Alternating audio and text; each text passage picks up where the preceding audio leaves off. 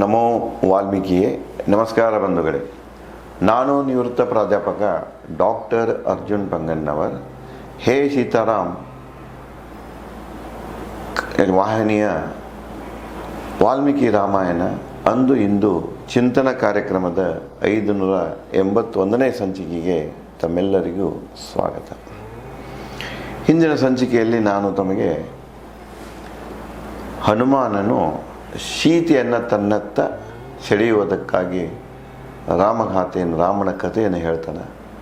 ಅದನ್ನು ಕೇಳಿ ಸೀತೆಯ ಆಶ್ಚರ್ಯಚಕಿತಳಾಗಿ ಮೇಲುಗಡೆಗೆ ನೋಡ್ತಾಳೆ, ಹನುಮಾನನ ಕಾಣ್ತಾಳೆ.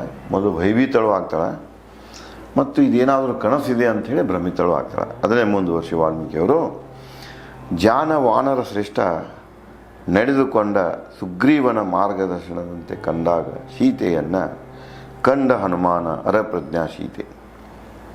ಇಲ್ಲೇ ತನ್ನ ಚಾಣಕ್ಷತನ ಉಪಯೋಗ ಮಾಡಿರ್ತಾನೆ ಯಾರು? ಹನುಮಾನ. ಅದನ್ನೇ ಕವಿ ಹೇಳ್ತಾನೆ, ವಾನರ ಶ್ರೇಷ್ಠ. ವಾನರಲ್ಲಿ ಶ್ರೇಷ್ಠ ವಾನರ ಹನುಮ, ಹನುಮ. ಅವ ಇಲ್ಲಿ ನಡ್ಕೊಂಡ ರೀತಿ ಹೆಂಗಿತ್ತಪ್ಪ, ಸುಗ್ರೀವ ಯಾವ ರೀತಿ ಮಾರ್ಗದರ್ಶನ ಮಾಡಿದ್ದೆಲ್ಲ ಅದೇ ರೀತಿಯಾಗಿ ನಡ್ಕೊಂಡಿರ್ತಾನೆ. ಕಂಡಾಗ ಸೀತೆಯನ್ನು ಕಂಡ ಹನುಮ ಅರಪ್ರಜ್ಞಾತ ಸೀತೆ ದೀರ್ಘ ಸಮಯದ ಬಳಿಕ ಅಂದುಕೊಂಡಳು ಮನದಲ್ಲಿ. ಆಕೆ ಅಷ್ಟು ನೋಡ್ಕೊಂಡು ಹನುಮಾನ ನೋಡ್ಕೊಂಡು ಏನು ಮಾಡ್ತಾಳೆ, ಆಕೆ ಇದು ಕನಸು ಏನೋ ಅಂತ ಭ್ರಮಿತಳಾಗ್ತಾಳೆ. ಅರಪ್ರಜ್ಞೆಗೆ ಹೋಗಿಬಿಡ್ತಾಳೆ ಆಕೆ. ಮುಂದೆ ಅರಪ್ರಜ್ಞೆಯಲ್ಲಿ ಆಕೆಯನ್ನು ಸೀತೆಯನ್ನು ನೋಡ್ತಾನೆ ಹನುಮ. ಅರಪ್ರಜ್ಞೆಯಿಂದ ಮತ್ತೆ ಎಚ್ಚೆತ್ತುಕೊಂಡು ಸೀತೆ ಮನದಲ್ಲಿ ಹೀಗೆ ಹೇಳ್ತಾಳೆ, ನಿಷೇಧಿತ ಕುರೂಪಿ ವಾನರ ಕಂಡೆ ಇಂದು ಕನಸಿನಲ್ಲಿ. ಏನೋ ನಾನು ಕನಸು ಬಿದ್ದಂಗಾಗೈತಿ. ನಿಷೇಧಿತ ಕುರೂಪಿ, ಒಬ್ಬ ವಾನರನ ಕಂಡೆ. ಕುರೂಪಿ ವಾನರ ನಿಷೇಧಿತ ಕಡೆ ಬಾರದಂಥ ವಾನರನನ್ನು, ಒಂದು ವಿಚಿತ್ರ ವಾನರನನ್ನು ಕಂಡೆ ಕನಸಿನಲ್ಲಿ ಅಂಥೇಳಿ ರಾಮ ಲಕ್ಷ್ಮಣ ತಂದೆ ಜನಕರಾಜ ಕಳಿಸಿರುವರೇ. ಈ ಒಂದು ವಿಚಿತ್ರ ರೂಪದ ವಾನರನನ್ನು ರಾಮ ಲಕ್ಷ್ಮಣ ಕಳಿಸ್ಯಾರೋ, ನಮ್ಮಪ್ಪ ಕಳಿಸ್ಯಾನೋ, ಜನಕರಾಜ ಕಳಿಸ್ಯಾನೋ ಅಂತ ಹೇಳಿ ಉದ್ಗಾರ ತೆಗಿತಾನೆ. ಆದರೆ ಕನಸಲ್ಲ ಇದು, ಶೋಕದ ನಿದ್ರೆಗೆಟ್ಟ ಅಸಂತುಷ್ಟಿತ ಮನದ ಭ್ರಮೆಯೇ. ಕನಸಲ್ಲ, ಅಲ್ಲಲ್ಲ, ನಾನು ಶೋಕದಲ್ಲಿ ಮುಳಿಕೊಂಡೇನೆ. ಈ ಶೋಕದಿಂದ ಏನಾಗಿದೆ, ಅಸಂತುಷ್ಟ ಮನಸ್ಸು ನಿದ್ರೆಗೆಟ್ಟಿದ್ದರಿಂದ ಇಂಥದ್ದು ಭ್ರಮೆ ಉಂಟಾಗಿದೆಯೇನೋ ನನಗಂತ ಅಂದುಕೊಳ್ತಾಳೆ. ರಾಮ ಧ್ಯಾನಿಸುವ ಎನಗೆ ರಾಮನ ಕತೆ ಕೇಳಿದಂತಾಗುತ್ತಿದೆ. ಇದೇನು ಮಂಗ್ಯಾದೇನು ಹೇಳ್ತಿಲ್ಲ, ಅದು ವಾನರೇನು ಹೇಳ್ತಿಲ್ಲ. ನಾನು ರಾಮನ ನಾಮಜಪದಲ್ಲಿ ಇದ್ದೇನೆ. ನನಗೆ ಇದು ಒಂದು ಪ್ರಕಾರದ ಭ್ರಮೆಯಾಗಿದೆ. ನನಗೆ ಅದು ರಾಮನ ಕತೆ ಕೇಳಿದಾಗ ಅನ್ಸಾಕತ್ತದ. ಅದು ವಾನರ ಅಂದೋ ಇಲ್ಲೋ ಗೊತ್ತಿಲ್ಲ, ಬಟ್ ನನಗೆ ಹಿಂಗೆ ಕೇಳಿಸ್ತಿರ್ಬೇಕು. ಇದನ್ನು ನನ್ನ ಮಾನಸಿಕ ಸ್ಥಿತಿ ಅಂತ ಅಂದ್ಕೊಳ್ತಾಳೆ, ಪ್ರಶ್ನೆ ಮಾಡ್ಕೊಳ್ತಾಳೆ. ರಾಮನಲ್ಲಿ ಎನ್ನ ಲೀನತೆಯಿಂದಾಗಿ ಕಾಣುತ್ತೀಯೋ. ರಾಮನನ್ನು ಹಚ್ಕೊಂಡೇನು, ರಾಮನಾಗ ಲೀನ್ ಆಗಿಬಿಟ್ಟೇನೆ ನಾನು. ಅದರಿಂದಾಗಿ ಇಂಥವೆಲ್ಲ ನಾನು ಕೇಳ್ತಾ ಇದ್ದೇನೋ, ಕಾಣ್ತಾ ಇದ್ದೇನೋ ಅಂತ ಕೇಳಿಸುತ್ತೀಯನೋ ಎಲ್ಲೆಡೆ ನನಗೆ ರಾಮ. ಎತ್ತ ನೋಡಿದರೂ ರಾಮನ ಗುಣಗಾನ ಕಾಣಿಸ್ತಾ ಇದ್ದಿದ್ದಕ್ಕೆ ಕಾರಣ ಅಂದ್ರೆ ನನ್ನ ಮಾನಸಿಕ ಸ್ಥಿತಿಯಾಗಿರ್ಬೋದು, ಇದೊಂದು ಭ್ರಮೆ ಇರ್ಬೋದು ಅಂತ ಹೇಳಿ ತಿಳ್ಕೊಳ್ತಾನೆ. ಈಡೇರಿಸಲು ಎನ್ನ ಬಯಕೆ ಕನವರಿಸುತ್ತಿರುವೆ.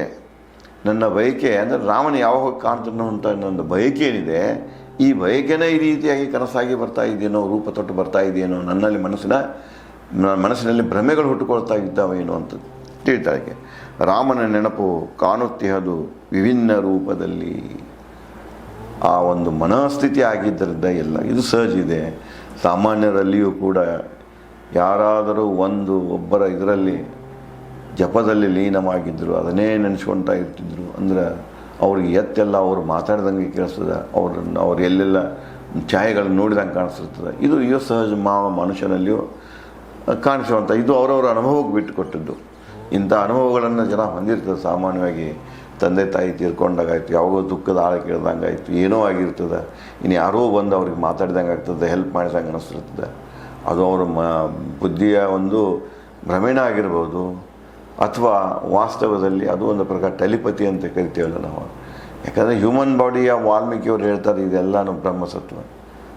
ಆತ್ಮ ಮತ್ತು ದೇಹ ಎರಡು ಬ್ರಹ್ಮಸತ್ವ, ಇವು ನಿರಂತರ ಇರ್ತವೆ, ಆದಿಲ್ಲ ಅಂತಿಲ್ಲ. ಎಲ್ಲಾದರೂ ಎಲ್ಲೋ ಒಂದು ರೀತಿಯಿಂದ ಕಮ್ಯುನಿಕೇಷನ್ ಆಗ್ತಾನೆ ಇರ್ತದೆ ಇದು ಅನ್ನುವಂಥ ಒಂದು ಇನ್ನು ಶ್ರೇಷ್ಠ ತತ್ವ ಇದೆಲ್ಲ, ಆ ತತ್ವವನ್ನು ನಾವು ಅಲ್ಲಗಲಿಕ್ಕೆ ಆಗೋದಿಲ್ಲ. ಮುಂದುವರೆದು ಹೇಳ್ತಾಳ, ದೈವಕ್ಕೆ ಎನ್ನ ನಮನಗಳು.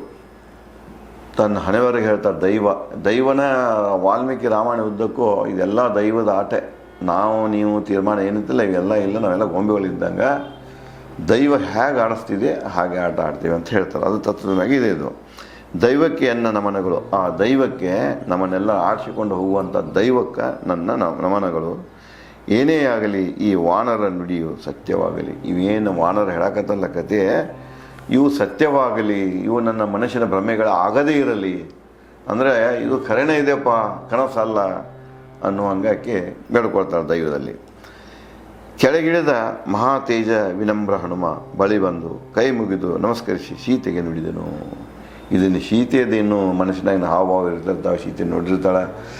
ಇವನು ಹನುಮಾನ ಧೈರ್ಯ ಮಾಡಿಕೊಂಡು ಕೆಳಗಿಳಿದು ಬರ್ತಾನೆ. ಬಂದು ಸೀತೆ ಮುಂದೆ ಕೈ ಮುಕ್ಕೊಂಡ ನಿಂತು ಸೀತೆಗೆ ಹೇಳ್ತಾನೆ, ಓ ಕಮಲಾಕ್ಷಿ ಸಭ್ಯಳೆ. ಅಕ್ಕಿ ಕಣ್ಣುಗಳು ಕಮಲದ ಹೂವಿನ ಗತ್ತಿದ್ದು ಕಮಲಾಕ್ಷಿ. ಸಭ್ಯಳೆ ಮಲಿನ ರೇಷ್ಮೆ ಉಡುಪಿನಲ್ಲಿ ನೀನು ತೊಟ್ಟಂಥ ಉಡುಪೇನದೆಲ್ಲ ಸಂಪೂರ್ಣ ಮಲಿನಗೊಂಡಿದೆ. ಬೆಂಬೆ ಹಿಡಿದು ನಿಂತ ನೀನ್ಯಾರು? ಒಂದು ಕಡೆಗೆ ರೆಂಬೆ ಹಿಡ್ಕೊಂಡು ನಿಂತೀಯ, ನೀನ್ಯಾರು ಅಂತ ಹನುಮಾನ ಪ್ರಶ್ನೆ ಮಾಡ್ತಾರೆ. ಯಾಕಂದ್ರೆ ಅದಕ್ಕೆ ಹಾಕೊಂಡು ಸಾಯ್ಬೇಕಂತ ಒಂದು ಕಡೆಯಿಂದ ಕೊಂಬೆ ಹಿಡಿದಿರ್ತಾಳೆ.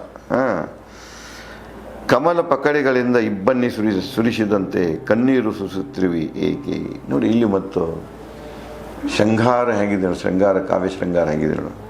ಕಮಲದ ಪಕಳೆಯಿಂದ ಇಬ್ಬನಿ ಬಿದ್ದು ಹೆಂಗೆ ಜರದ ಬೀಳ್ತಿರ್ತದಲ್ಲ, ಹಾಗೆ ಆಕೆ ಕಣ್ಣೀರುಗಳು ಆಕೆ ಕಣ್ಣಿನಿಂದ ಆಕೆ ಕೆನ್ನೆ ಮ್ಯಾಗ ಸರಿದು ಸುರಿತಿರ್ತಾವೆ. ಸುರಿಸುತ್ತಿರುವೆ ಏಕೆ? ನಿನ್ನ ಈ ಕಣ್ಣೀರನ್ನು ಯಾಕೆ ಸುರಿಸುತ್ತಿದ್ದೀಯಾ ಅಂತ ಕೇಳ್ತಾನೆ. ಸುರಳೋ ನಾಗಳೋ ಗಂಧರ್ವಳು. ಇಲ್ಲಿ ನೋಡಿ ಮತ್ತೆ ಇವು ಪ್ರಭೇದಗಳ ಬಗ್ಗೆ ಹೇಳ್ತಾನೆ. ಏನಪ್ಪ ನಿನ್ನ ಸುರಳು ಅಂದ್ರೆ ಸುರ ಜಾತಿಯ ಹೆಣ್ಣು, ಅಸುರ ಜಾತಿಯ ಹೆಣ್ಣು, ನಾಗ ಜಾತಿಯ ಹೆಣ್ಣು, ಗಂಧರ್ವ ಜಾತಿಯ ಹೆಣ್ಣು, ಯಕ್ಷಿಣಿ ಜಾತಿಯ ಹೆಣ್ಣು, ಕಿನ್ನರಿಯೇ ನೀನು ಯಾರು ಶೋಭಿತೆ? ಇಷ್ಟು ಚಂದವಾಗಿ ಕಾಣುವಂಥ ಸ್ತ್ರೀ ಏನದಿಲ್ಲ, ನೀನು ಯಾರು? ಈ ಯಾವ ಪ್ರಭೇದಕ್ಕೆ ಅಂದ್ರೆ ಸೇರಿದವಳು? ಏನು ಸುರ ಪ್ರಭೇದಕ್ಕೆ ಸೇರಿದವಳೋ, ದೇವತೆಗಳಿಗೆ ಸೇರಿದವಳೋ, ಅಥವಾ ರಾಕ್ಷಸ ಕುಲಕ್ಕೆ ಸೇರಿದವಳೋ, ನಾಗ ಕುಲಕ್ಕೆ ಸೇರಿದವಳೋ, ಗಂಧರ್ವ ಕುಲಕ್ಕೆ ಸೇರಿದವಳೋ, ದೇವತೆ ನೀನು ಯಕ್ಷಿಣಿಯೋ ಕಿನ್ನರಿಯೋ, ಏನು ಯಾರು ನೀನು ಯಾವ ಕುಲಕ್ಕೆ ಸೇರಿದವಳು ಅಂತ ಪ್ರಶ್ನೆ ಮಾಡ್ತಾನೆ. ಆಕಾಶದ ಉದುರಿದ ರೋಹಿಣಿ ನಕ್ಷತ್ರದಂತೆ ನಕ್ಷತ್ರಗಳೇ ರುದ್ರಳೇ ಮಾರುತಳೆ. ಇಲ್ಲಿ ಇವಳ ಸೀತೆಯನ್ನು ನಕ್ಷತ್ರಗಳಿಗೆ ಹೋಲಿಸ್ತಾನೆ. ಆಕಾಶದಿಂದ ಉದುರಿದ ರೋಹಿಣಿ ನಕ್ಷತ್ರಣ, ರುದ್ರಳೆ, ಮಾರುತಳೆ, ವಸುಳೆ, ದೇವತೆಯಂತೆ ಕಾಣುವೆ ನೀನು ಯಾರು? ಈ ರೀತಿಯಾಗಿ ಕಾಣಿಸ್ತಾ ಇದ್ದಕ್ಕೆ ನೀನು ಯಾರು? ಓ ಕಪ್ಪು ಕಣ್ಣಿನ ಸಬ್ಬಳೆ. ಸೀತೆಯ ಕಣ್ಣು ಕಪ್ಪು. ಕಣ್ಣಿನ ಪ್ರಕಾರಗಳದಾವ, ತಮಗೆ ಓದಿರಬೇಕು. ಕೆಲವೊಂದಂತೂ ಬ್ಲೂ ಇರ್ತಾವ, ಡಾರ್ಕ್ ಬ್ಲೂ ಇರ್ತಾವ, ಬೆಕ್ಕಿನ ಕಣ್ಣಗತ್ತೆ ಇರ್ತಾವ, ಕಪ್ಪು ಕಣ್ಣು ಇರ್ತಾವ, ಇನ್ನು ಕೆಲವೊಂದು ಎಣ್ಣೆ ಗಂಪದ್ದು ಕಣ್ಣುಗಳಿರ್ತಾವ. ಇಲ್ಲಿ ಸೀತೆ ಕಣ್ಣು ಕಪ್ಪು ಕಣ್ಣಾಗಿದ್ದು. ಓ ಕಪ್ಪು ಕಣ್ಣಿನ ಸಬ್ಬೆಳೆ, ಕೋಪ ಇಲ್ಲವೇ ತಪ್ಪಿನಿಂದ ವಸಿಷ್ಠರನ್ನು ರೇಗಿಸುವ ಪತ್ನಿ ಅರುಂಧತಿಯೇ. ವಸಿಷ್ಠ ಮುನಿ ಹೆಂಡತಿ ಅರುಂಧತಿ. ಇಲ್ಲಿ ಯಾವುದೋ ಒಂದು ಮಾತಿನಿಂದಾಗಿಯೋ ಏನೋ ಒಂದು ಕೆಲಸದಿಂದಾಗಿಯೋ ಯಾವ ರೀತಿ ಅರುಂಧತಿ ವಸಿಷ್ಠರನ್ನು ರೇಗಿಸ್ತಿರ್ತಾಳೆ ಆಕೆ. ಇಲ್ಲಿ ಅರುಂಧತಿ ಹೊಲಿಸ್ತಾನೆ. ಅರುಂಧತಿ ಅಂತ ಕೇಳ್ತಾನೆ. ಪುತ್ರ ಪತಿ ತಂದೆ ಈ ಲೋಕ ತ್ಯಜಿಸಿದವರಂತೆ ಶೋಕಿಸುತ್ತಿರುವೆಯ ಕೈಸೋದರಿ ಕೃಶೋದರಿ ನೀನ್ಯಾರು? ಕೃಶೋದರಿ ಅಂತ ತೆಳಗಿನ ನಡು, ಕರ್ಕಶ ತೆಳ್ಳಗಿನ ನಡೆದ ಹೆಣ್ಣಿಗೆ ಏನಂತಾರೆ ಕೃಶೋದರಿ ಅಂತ ಕರೀತಾರೆ. ಇಲ್ಲಿ ನೀನು ಶೋಕಿಸೋದು ನೋಡಬೇಕಾದ್ರೆ, ನೀನು ಅಳೋದು ನೋಡಬೇಕಾದ್ರೆ ಏನು ಪುತ್ರನ ಕಳ್ಕೊಂಡೀಯಾ, ಪತಿನ ಕಳ್ಕೊಂಡೀಯಾ, ತಂದೆನ ಕಳ್ಕೊಂಡೀಯಾ, ಯಾರನ್ನು ಕಳ್ಕೊಂಡು ಈ ರೀತಿಯಾಗಿ ನೀನು ಅಳ್ತಾ ಇದ್ದೀಯಾ? ಅಂದ್ರೆ ಸಪೂರವ ನಡೆದ ಹೆಣ್ಣೆ ಯಾಕೆ ಅಳ್ತಾ ಇದ್ದೀಯಾ ಅಂತ ಕೇಳ್ತಾನೆ. ಶೋಕಿಸುವಿ, ಉಸಿರುಸುವಿ, ನೆಲ ತಟ್ಟುವಿ. ನೋಡು, ಒಂದು ಕಡೆ ಅಳ್ತಾ ಇದ್ದೀಯಾ, ಇನ್ನೊಂದು ಗಂಟೆಗೆ ಉಸಿರು ಬಿಡ್ತಾ ಇದ್ದೀಯಾ, ಮತ್ತೊಂದು ಕಡೆಗೆ ನೆಲ ತಟ್ತಾ ಇದ್ದೀಯಾ. ಇವತ್ತು ನೋಡ್ತಾ ಇರ್ತೀರಿ ಹೆಣ್ಮಕ್ಕಳು ಏನೇ ಆಗಿತ್ತಂದ್ರೆ ಶೋಕ ವ್ಯಕ್ತ ಮಾಡೋ ಕಾಲಕ್ಕೆ ನೆಲ ಬಡಿದು ಅಳ್ತಿರ್ತಾರೆ. ನೆಲ ತಟ್ಟುತ್ತಿರುವಿ.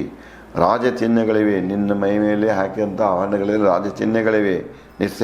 ನಿಸ್ಸಂದೇಹ ನೀನಲ್ಲ ದೈವಿಸ್ತ್ರೀ, ನೀನಲ್ಲ ದೈವಿಸ್ತ್ರೀ, ನೀ ಯಾರು ಅಂತ ಕೇಳ್ತಾನೆ.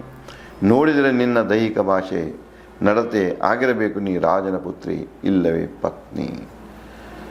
ನೀನಂತೂ ನಿಂದೆಲ್ಲ ನೋಡ್ಬೇಕಾದ್ರೆ ನೀ ಅಂತೂ ಯಾವ ದೇವತೆ ಅಲ್ಲ, ಅಂದರೆ ದೇವವರ್ಗಕ್ಕೆ ಸೇರಿದಂಥ ಸ್ತ್ರೀ ಅಲ್ಲ.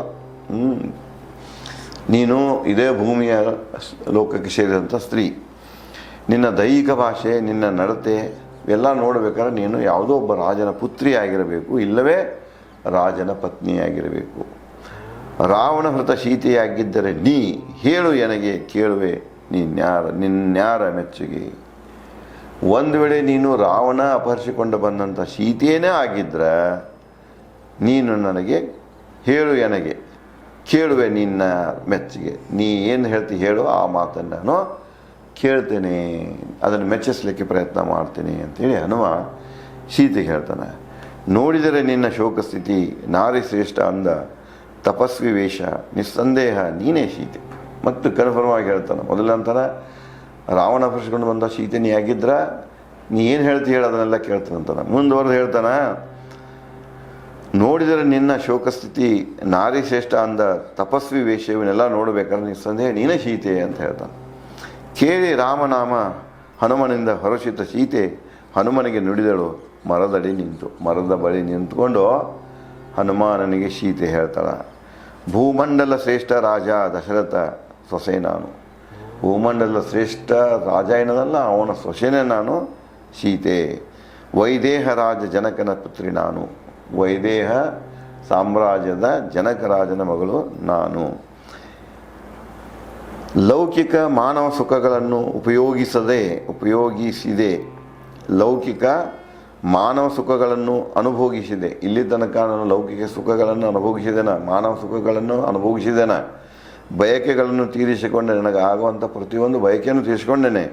12 ಮಾಸ ರಾಮನೊಂದಿಗೆ ಈ ಎಲ್ಲವನ್ನೂ ನಾನು ಹೆಂಗೆ ಮಾಡಿದೆ, ನನ್ನ ಗಂಡನಾದಂಥ ರಾಮನೊಂದಿಗೆ 12 ಮಾಸ ರಾಮನೊಂದಿಗೆ ಇದ್ದೆ. 12 ಮಾಸ ಇಲ್ಲಂದರೆ ಅಯೋಧ್ಯದಲ್ಲಿದ್ದು ಮದುವೆಯಾಗಿ 12 ಮಾಸ ಅಯೋಧ್ಯದಲ್ಲಿ ತೆಗೆದದ್ದನ್ನು ಹೇಳ್ತಾಳೆ. ಎಲ್ಲ ಸುಖಗಳನ್ನು ರಾಮನೊಂದಿಗೆ ನಾನು ಅನುಭವಿಸಿದ್ದೇನೆ, ಹಂಚಿಕೊಂಡಿದ್ದೇನೆ. 12 ಮಾಸ ರಾಮನೊಂದಿಗೆ ಇದ್ದೆ ನಾನು ರಾಮನ ಹೆಂಡತಿ ಅಂತ ಇಂಡೈರೆಕ್ಟಾಗಿ ಹೇಳ್ತಾಳೆ. ಇದೇ ರೀತಿ ಸೀತೆ ಮತ್ತೇನು ಹೇಳ್ತಾಳೆ ಮತ್ತು ಹನುಮನೊಂದಿಗೆ ಮತ್ತೇನು ಚರ್ಚೆಗಳು ನಡೀತಾವೆ ಅನ್ನೋದನ್ನು ನಾನು ತಮಗೆ ಮುಂದಿನ ಸಂಚಿಕೆಯಲ್ಲಿ ಹಂಚಿಕೊಳ್ಳುತ್ತೇನೆ. ಧನ್ಯವಾದ.